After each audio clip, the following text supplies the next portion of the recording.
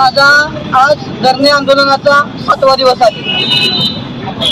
मी पूर्वी या बोगस पद्धत संदर्भातच 9 दिवस आपण उपोषणात बसलो होतो। त्यावेळी मी प्रथम प्रेस कॉन्फरन्स घेतली होती। त्या माझ्या प्रेस कॉन्फरन्सच्या अनुषंगानं मतदार नोंदणी अधिकारी तथा प्रांत अधिकारी यांनी त्यांच्या कार्यालयामध्ये प्रेस घेतली होती। त्यामध्ये त्यांनी सांगितलं होतं की या लोकांच्या वरती फौजदारी गुन्हे दाखल करण्यासंदर्भातली कारवाई करण्याचे आम्हाला अधिकार नाही, तरी तक्रारदार यांनी पोलीस स्टेशनला जावं, तक्रार द्यावी व त्यांच्यावरती गुन्हे दाखल करावे।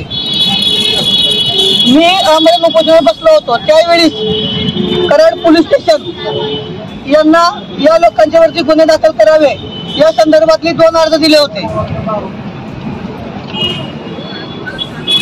त्या अर्जाच्या अनुषंगानं कराड शहर पोलीस स्टेशन यांनी रिक्सर पत्र मला दिलंय आणि त्या पत्रात त्यांनी असं नमूद केलंय की हा विषय निवडणूक शाखेच्या अनुषंगाने आहे, तसेच त्या कार्यालयाची तहसीलदार व प्रांत अधिकारी यांची त्या लोकांनी फसवणूक केली, त्यामुळे हा विषय त्यांचा आहे।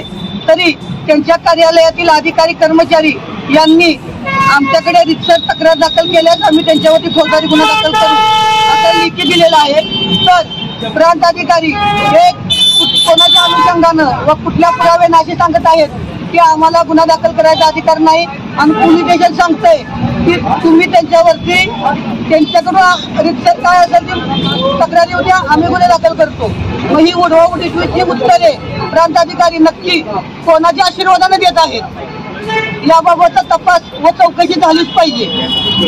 तसेच प्रांत अधिकारी यांनी जी सुनावणी घेतली होती या लोकांची नावे कमी करण्यासंदर्भातली, त्या अनुषंगाने त्यांनी निकाल दिलाय की या लोकांना आदेश दिलाय, त्या आदेशामध्ये या लोकांची नावे कमी करावं असा आदेश झालाय। परंतु आताची जिल्हा परिषद पंचायत समितीची प्रारूप मतदार यादी प्रसिद्ध झालेली आहे, त्या मतदार यादीमध्ये सुद्धा या लोकांची नावं लागलेली आहेत। मग आता मतदार यादीमध्ये या लोकांची नावे आहेत, तर ह्या लोकांनी तिथं जर येऊन मतदान केलं तर ह्यांना ह्याला जबाबदार कोण? जर तुम्ही आदेश देत असाल की या लोकांची नावे कमी करा आणि परत या लोकांची नावं जर मतदार यादीत येत असतील तर हा भोगळ कारभार जो चाललाय तो थांबणार आहे की नाही थांबणार?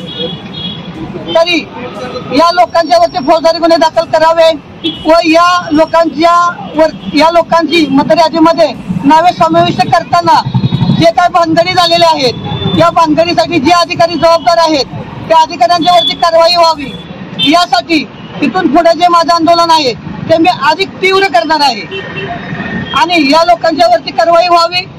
झाल्याशिवाय कारवाई होऊन त्यांच्यावरती शास्ती होत नाही तोपर्यंत मी माझं आंदोलन सोडणार नाही।